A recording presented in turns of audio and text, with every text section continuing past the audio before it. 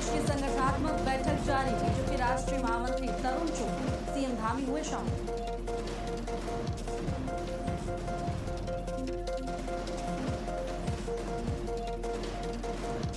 मुख्यमंत्री पुष्कर सिंह धामी ने विधानसभा अध्यक्ष रितु खंडूड़ी से की मुलाकात। सीएम आवास पर शिष्टाचार मुलाकात हुई। प्रदेश के विकास से जुड़े कई मुद्दों पर हुई चर्चा।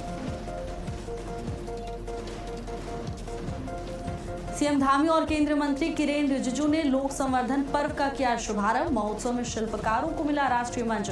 पारंपरिक कला का प्रदर्शन हुआ। राम मंदिर चढ़ावा चोरी मामले पर बोले पूर्व सीएम भगत सिंह कोश्यारी। कहा, दोषियों को ऐसी सजा मिले जिससे देश में मिसाल बने। उत्तरकाशी के सियाना चट्टी में यमुनोत्री नेशनल हाईवे पर भूस्खलन। प्रशासन ने तैयार किया वैकल्पिक मार्ग। फंसे वाहनों को सुरक्षित बाहर निकाला।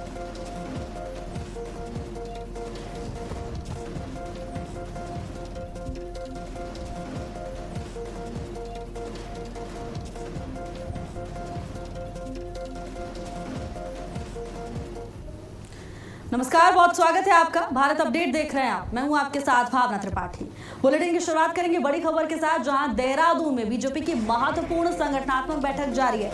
मिशन 2027 के लिए बीजेपी ने कमर कस ली है। बैठक में मुख्यमंत्री पुष्कर सिंह धामी शामिल हुए। बीजेपी प्रदेश अध्यक्ष महेंद्र भट्ट की अध्यक्षता में बैठक। बीजेपी राष्ट्रीय महामंत्री तरुण चुग भी बैठक में मौजूद है। तो देखिए, महत्वपूर्ण बैठक चल रही है। बीजेपी प्रदेश अध्यक्ष महेंद्र भट्ट की अध्यक्षता में यह महत्वपूर्ण बैठक बेहद खास मानी जा रही है। बीजेपी राष्ट्रीय महामंत्री तरुण चुग भी मौजूद है। बैठक में मुख्यमंत्री पुष्कर सिंह धामी शामिल हुए। बीजेपी प्रदेश अध्यक्ष महेंद्र भट्ट की अध्यक्षता में बैठक। मिशन 2027 के लिए भारतीय जनता पार्टी पूरी तरह से तैयार है। लगातार मंथन का दौर देखने को मिल रहा है और इसी सिलसिले में ये संगठनात्मक बैठक भी बेहद खास मानी जा रही है। कई बड़े चेहरे बैठक का हिस्सा हैं। बीजेपी प्रदेश अध्यक्ष महेंद्र भट्ट इस बैठक की अध्यक्षता कर रहे हैं। बीजेपी राष्ट्रीय महामंत्री तरुण चुग भी बैठक में मौजूद है और चर्चा हो रही है 2027 के चुनाव को लेकर। किस रणनीति के तहत भारतीय जनता पार्टी चुनावी मैदान में उतरेगी, तमाम चीजों को लेकर चर्चा चल रही है। बीजेपी की महत्वपूर्ण संगठनात्मक बैठक को लेकर ये बड़ी जानकारी। मिशन 2027 के लिए बीजेपी पूरी तरह से एक्टिव मोड में आ गई। बीजेपी प्रदेश अध्यक्ष महेंद्र भट्ट इस बैठक की अध्यक्षता कर रहे हैं।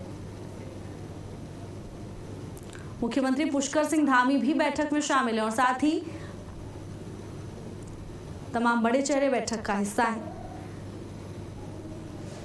तो देखिए, 2027 में उत्तराखंड में चुनाव होने हैं और इसी को देखते हुए संगठन को मजबूत करने में भारतीय जनता पार्टी जुट गई है। यानी संगठन पूरी तरह से धरातल पर पूरी मजबूती के साथ उतरे, इसकी पूरी कोशिश है भारतीय जनता पार्टी की। और इसी सिलसिले में तमाम कोशिशें भी हो रही हैं। कैसे संगठन को और मजबूत करना है, संगठन की क्या खामियां हैं, क्या स्ट्रेंथ है संगठन की, क्या कुछ जरूरत है संगठन को और आगे ले जाने में किन संसाधनों का उपयोग किया जाएगा, किस रणनीति के तहत संगठन को और अनुशासनात्मक तरीके से आगे बढ़ाया जाए, इन तमाम चीजों को लेकर इस बैठक में चर्चा चल रही है। क्योंकि देखिए, 2027 में चुनाव है और राजनीतिक पंडित ये मानते हैं कि बीजेपी की सबसे बड़ी ताकत उसका संगठन है, उसका अनुशासन है और भारतीय जनता पार्टी लगातार इसे मजबूत करती है। चुनाव नजदीक आता है, सबसे पहले भारतीय जनता पार्टी का फोकस शिफ्ट होता है संगठन की मजबूती पर। यानी संगठन जितना मजबूत होगा, कार्यकर्ता जितने मजबूत होंगे, जितने एकजुट होंगे, चुनाव में परफॉर्मेंस उतना ही बेहतर होने वाला है। बैठक में मुख्यमंत्री पुष्कर सिंह धामी भी शामिल हैं और चर्चा हो रही है 27 के चुनाव को लेकर कि कैसे 27 के चुनाव में बाजी मारनी है। बैठक में मुख्यमंत्री पुष्कर सिंह धामी भी मौजूद हैं। बीजेपी प्रदेश अध्यक्ष महेंद्र भट्ट बैठक की अध्यक्षता कर रहे हैं।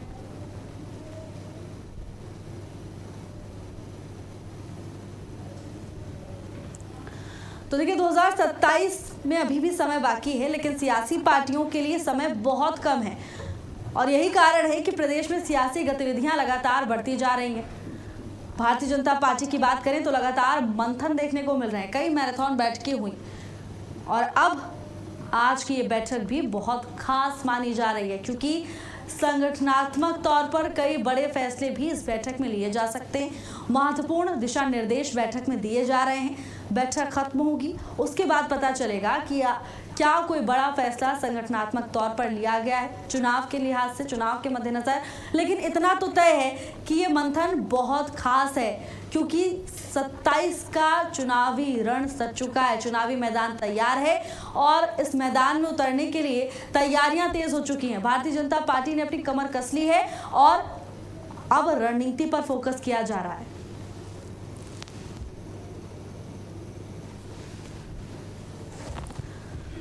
बीजेपी राष्ट्रीय महामंत्री तरुण चुग भी इस बैठक में मौजूद हैं और इस चुनावी समर के लिए, इस चुनावी रणभूमि के लिए भारतीय जनता पार्टी अपनी तैयारियों में जुट चुकी है।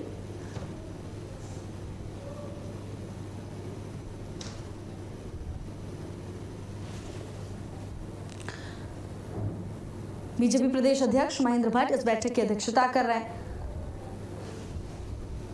मिशन 2027 के लिए बीजेपी पूरी तरह से तैयार में जुट गए।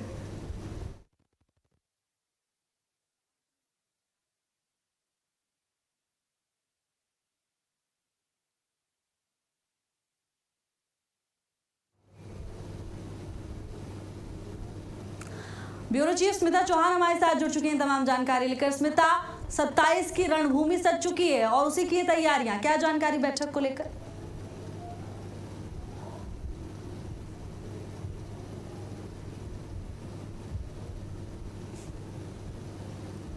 आपको बता दें कि आज जो है एक बहुत महत्वपूर्ण बैठक, तो बीजेपी की संगठनात्मक बैठक जो है वो इस वक्त देहरादून में चल रही है। एक निजी होटल में जो है ये बैठक चल रही है, जिसमें तमाम जो मंत्री हैं, सांसद हैं, वो यहाँ मौजूद है। बीजेपी की बड़ी वर्कशॉप जो है वो इस वक्त चल रही है और एक निजी होटल में सबका जो है ये बैठक चल रही है। आपको बता दें ये बैठक इसलिए अहम है क्योंकि 2027 का रण जो है वो बीजेपी ने पूरी तरह से तैयार कर लिया है।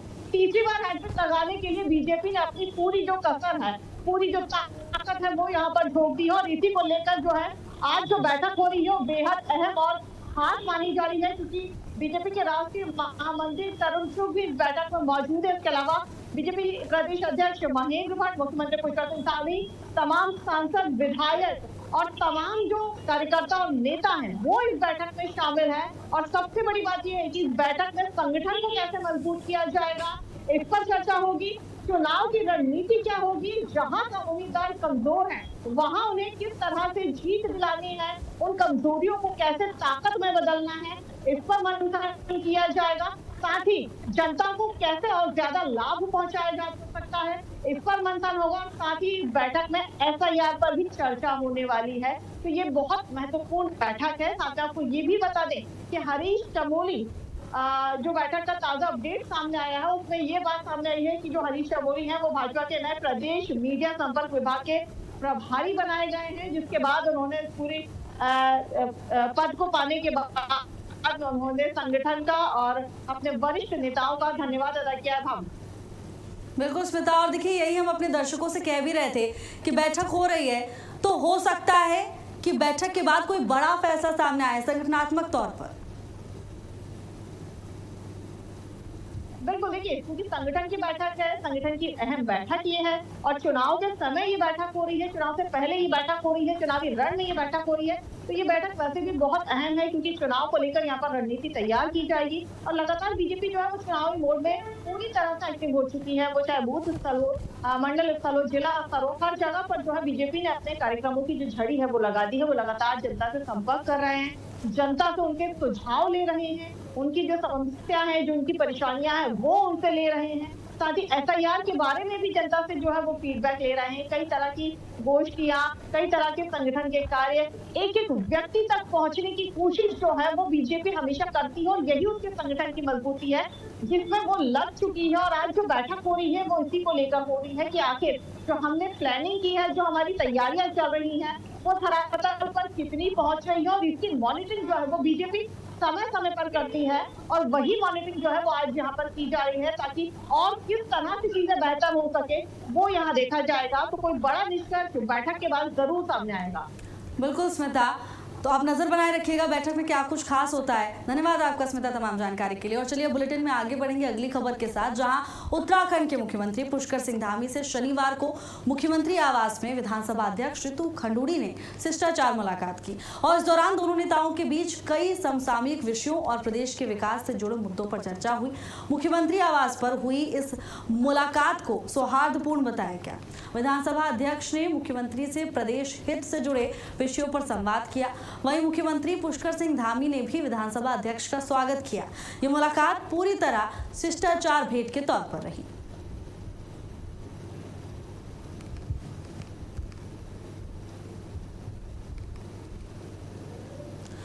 तो देखिए तस्वीर भी आपको दिखा रहे हैं। देहरादून में लोक संवर्धन पर्व का शुभारंभ हुआ, जहां सीएम धामी और केंद्रीय मंत्री किरण रिजिजू भी मौजूद रहे। 150 स्टॉलों पर लोक कला प्रदर्शन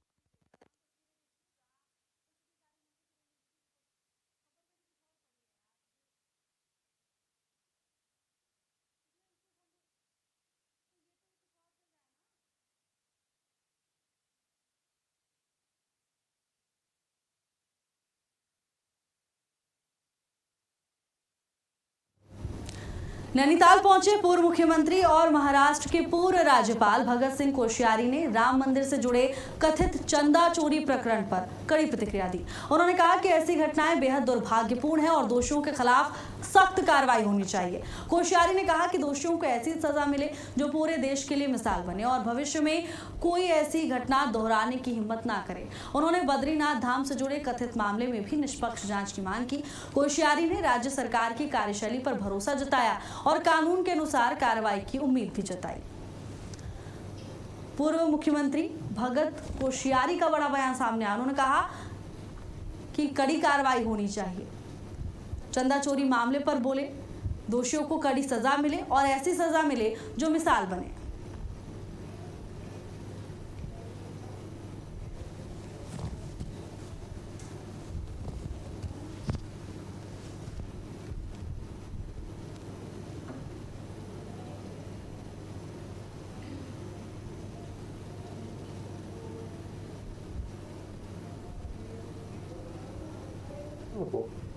राम मंदिर में चोरी हुई है वो अत्यंत दुर्भाग्यपूर्ण है और सारे राम भक्तों का, चाहे कमेटी के सदस्य ही क्यों न हो, चाहे उसके लिए जिन्होंने जीवन दान दिया ऐसे लोग ही क्यों न हो, उन सबकी, सारी विश्व हिंदू परिषद हो, RSS हो, सबकी एक ही इच्छा है कि ये जो चोरी करने वाले हैं इनको सख्त से सख्त सजा दी जाए और भविष्य में राम मंदिर ही नहीं देश के सारे मंदिरों के लिए या और भी जो धार्मिक स्थान है, चाहे बौद्ध हो, सिख हो, आपके जैन हो या इस्लाम हो या क्रिश्चियन हो, उन सब के लिए उदाहरण बने।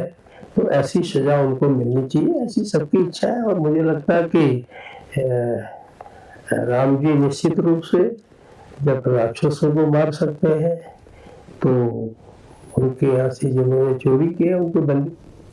वहीं देहरादून में विद्यालय शिक्षा मंत्री डॉक्टर धन सिंह रावत ने राज्यव्यापी बीज बम अभियान का शुभारंभ किया। अभियान का उद्देश्य पर्यावरण संरक्षण, स्थानीय फलदार वृक्षों का संवर्धन और जैव विविधता को बढ़ावा देना है। कार्यक्रम में प्रदेश के 1000 से ज्यादा विद्यालयों के 1 लाख से ज्यादा छात्र छात्राएं, शिक्षक वर्चुअल माध्यम से जुड़े। मंत्री ने विद्यार्थियों से कम 2 बीज बम तैयार कर रोपित करने की अपील की। उन्होंने कहा कि अभियान वन्य जीव मानव संघर्ष कम करने और साथ ही हरित आवरण बढ़ाने में महत्वपूर्ण भूमिका निभाएगा। 1 लाख से अधिक विद्यार्थी दौरान शामिल हुए। पर्यावरण संरक्षण को इससे नई मजबूती मिलेगी। विद्यार्थियों से कम 2 बीज बम तैयार करके रोपित करने की अपील की गई है। उन्होंने कहा कि अभियान वन्य जीव मानव संघर्ष कम करने और साथ ही हरित आवरण को बढ़ाने में अपनी महत्वपूर्ण भूमिका निभाएगा। 1 लाख से ज्यादा विद्यार्थी इस अभियान में, इस कार्यक्रम में शामिल हुए और वहीं पर्यावरण संरक्षण की दिशा में इसे एक महत्वपूर्ण कार्यक्रम के तौर पर देखा जा रहा है। डॉक्टर धन सिंह रावत ने इस कार्यक्रम का, इस अभियान का शुभारंभ किया।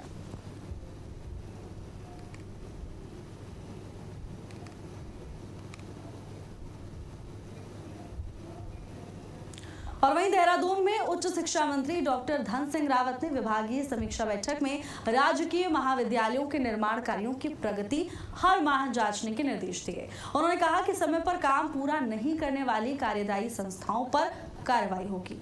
मंत्री ने नवनिर्मित छात्रावासों का संचालन 1 सितंबर से शुरू करने और इसके लिए नई एसओपी तैयार करने को कहा है। साथ ही एनईपी 2020 के तहत 25 महाविद्यालयों की स्वायत्तता प्रक्रिया में तेजी लाने के भी निर्देश दिए हैं। बैठक में अधिकारियों को निर्माण कार्यों की गुणवत्ता बनाए रखने और लंबित मामलों के जल्द निस्तारण के निर्देश दिए।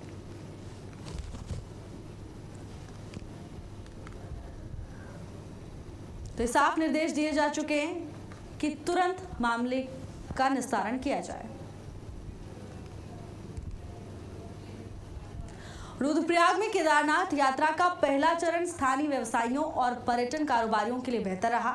जिला पंचायत सदस्य और होटल व्यवसायी अमित मेखंडी ने बताया कि 15 जून तक यात्रा में अच्छी संख्या में श्रद्धालु पहुंचे, जिससे होटल, घोड़ा खच्चर संचालक और स्थानीय व्यापारियों को लाभ मिला। मानसून शुरू होने के बाद बारिश और भूस्खलन के खतरे के चलते यात्रियों की संख्या में कमी आई है। हेलीकॉप्टर सेवाएं प्रभावित होने से भी यात्रियों की आवाजाही पर असर पड़ा। वहीं सितंबर और अक्टूबर में यात्रा के दूसरे चरण को लेकर बुकिंग शुरू होने में कारोबारियों में उम्मीद अभी भी बनी हुई है।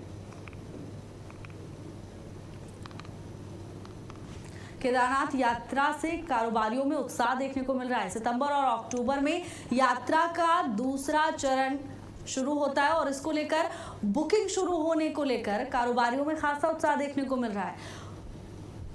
लेकिन मॉनसून के चलते यात्रियों की जो संख्या घटी है वो कहीं ना कहीं थोड़ी निराशाजनक जरूर है।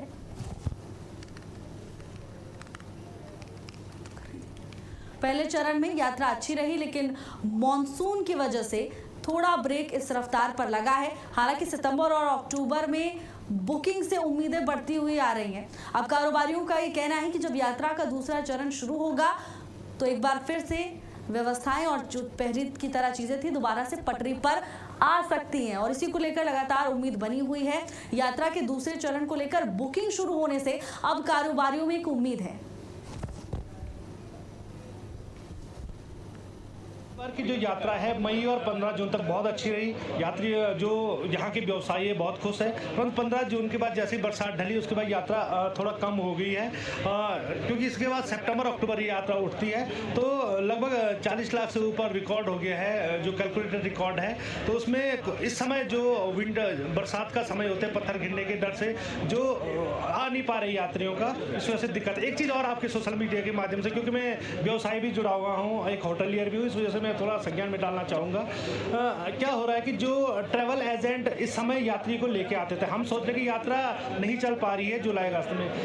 प्रॉब्लम ये होगी कि एक तो हेलीकॉप्टर का भी थोड़ा समस्या हो गई है, क्योंकि जो मैक्सिमम टूरिस्ट होते हैं वो चाहते हैं कि हम हेलीकॉप्टर से केदारनाथ जाए। वहीं उधम सिंह नगर जिले में एसएसपी ने सख्त कार्रवाई करते हुए काशीपुर की आईटीआई कोतवाली प्रभारी विक्रम राठौर और पैगा चौकी प्रभारी जसविंदर सिंह को लाइन हाजिर कर दिया है। पुलिस विभाग की इस कार्रवाई के बाद महकमे में हड़कंप मचा हुआ है।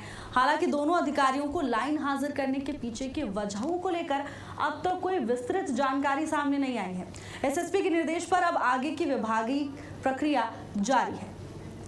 आईटीआई कोतवाली प्रभारी लाइन हाजिर हुए, हालांकि क्यों इन्हें लाइन हाजिर किया गया इसको लेकर अब तक कोई जानकारी सामने नहीं आई है, लेकिन इसके बाद से ही पुलिस विभाग में हड़कंप मचा हुआ है। अब आगे की प्रक्रिया अमल में लाई जा रही है, लेकिन उधम सिंह नगर में एसएसपी का बड़ा एक्शन देखने को मिला, जहां पैगा चौकी प्रभारी जसविंदर सिंह को और साथ ही आईटीआई कोतवाली प्रभारी को लाइन हाजिर किया। मसूरी के पास खेतवाला गांव में बारिश और भूस्खलन से ग्रामीणों की मुश्किलें बढ़ गई हैं। संपर्क सड़क से आया मलबा और बड़े बोल्डर गिरने से मुख्य मार्ग बंद हो गया। वाहनों की आवाजाही ठप है। रास्ता बंद होने के बाद महिलाओं ने खुद झाड़ियां काटकर जंगल के बीच पैदल रास्ता तैयार किया ताकि बच्चे, बुजुर्ग और ग्रामीण आवाजाही कर सके। ग्रामीणों का आरोप है कि सड़क निर्माण के दौरान मलबे का सही निस्तारण नहीं किया गया। उन्होंने प्रशासन से सड़क बहाली, पेयजल व्यवस्था सुधारने और स्थायी सुरक्षा कार्य कराने की मांग भी की है।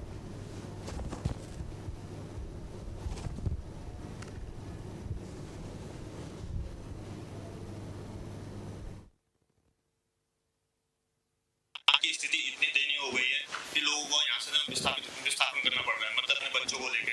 यहाँ पे जो हमारी पीडब्ल्यूडी के द्वारा जो रोड बनी गई थी, वो रोड से जो है कीचड़ हो रखा है पूरा। तो सुबह को जो बच्चे आते हैं तो बच्चे भी जो है पूरे मिट्टी से वो हो जाते हैं, तो उन्हें स्कूल जाना मुश्किल हो जाता है। और यहाँ पे जो है हम इस बारे में जो है मंत्री जी से मिले थे। यहाँ एक रास्ता ये खेतवाले का है, ये सामने जो दिख रहा है खेतवाले का रास्ता है, उसका जो है पुस्तक टूट गया था पिछले साल। तो उस सिलसिले में मंत्री जी से मिला था। मंत्री जी ने जो है केवल पीडब्ल्यूडी के लिए लिख दिया था और अब शासन दिया गया है कि हो जाएगा, पर अभी तक इस पर कोई कार्रवाई नहीं हो रही। तो सब लोग मतलब यहाँ से रोज सुबह निकलते हैं, लेकिन स्थिति आपके सामने है कि रोड किस तरीके से टूटी। सुबह सबका टाइम होता है कि भाई चलो बच्चों को स्कूल टाइम पर पहुँचाना है, लेकिन कहाँ पहुँचा पाते हैं। स्कूल में जाकर के टीचर्स के अलग पेरेंट्स झाड़ खाते हैं कि भाई आप लेट क्यों आए बच्चों को लेके, आप बच्चे को वापस लेकर के जाओ। कई तरीके की बातें हैं। अच्छा, सबसे मेन बात फिर जो बीमार है लोग, मेरा साला खुद बीमार है, लेकिन क्या करें सर, अब वो बीमार तो 10 कदम भी नहीं चल पा रहा है उसको लेकर के। अब इस स्थिति में अगर कहीं पर उसकी कोई तबीयत और ज़्यादा बिगड़ जाती है, खराब हो जाती है, या कोई अनहोनी साथ में हो जाती है, तो उसका जिम्मेदार कौन होगा सर? और जिस तरीके से मलबा ऊपर से गिर रहा है, नीचे आता जा रहा है और बच्चे स्कूल के आ रहे हैं, किसी के ऊपर गिर गया पत्थर या पहाड़ या मलबा, तो उसकी जिम्मेदारी कौन लेगा सर? फिलहाल के लिए मेरे साथ बस इतना ही। देश और दुनिया की तमाम बड़ी खबरों के लिए देखते रहिए भारत अपडेट। नमस्कार।